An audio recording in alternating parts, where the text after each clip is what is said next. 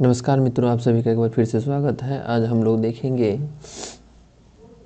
Algebra का जो polynomials है उसका हम लोग एलमोसो और एलोसो यानी एचसीएफ एंड एलसीएम निकालने वाले हैं। ठीक है, चलिए शुरुआत करते हैं।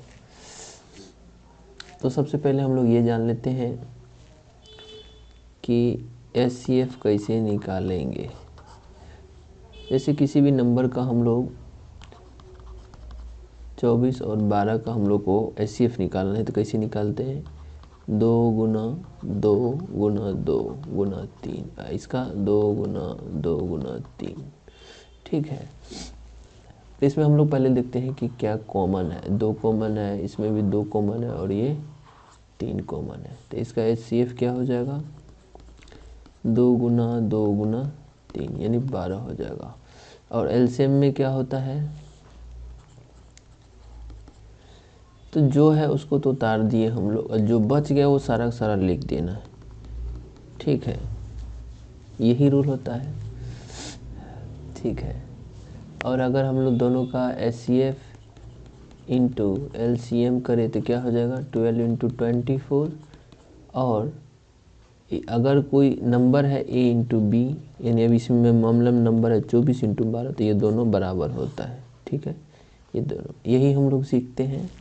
ठीक है, इसका कंसेप्ट चलिए हम लोग इसमें इम्प्लीमेंट करते हैं। तो पहला नंबर कथन है कि जितना भी पॉलिनोमियल है यानी बहुपद का एचसीएफ प्रत्येक बहुपद का गुणनखंड यानी फैक्टर होता है। ये सार्वभौमिक सत्यवाद है। ठीक है, ये कोई नया बात नहीं बोल रहे हम आपको। और एक फार्मूला जब इसे HCM into HCF equal to बहुपद का गुणनफल। ठीक है, और इसी को हम लोग बस ब्रेक डाउन करेंगे। इसी फार्मूला को हम लोग इसका फार्मूला निकालेंगे तो एलसीएम इक्वल टू क्या हो जाएगा? लसको बहुपद का गुणनफल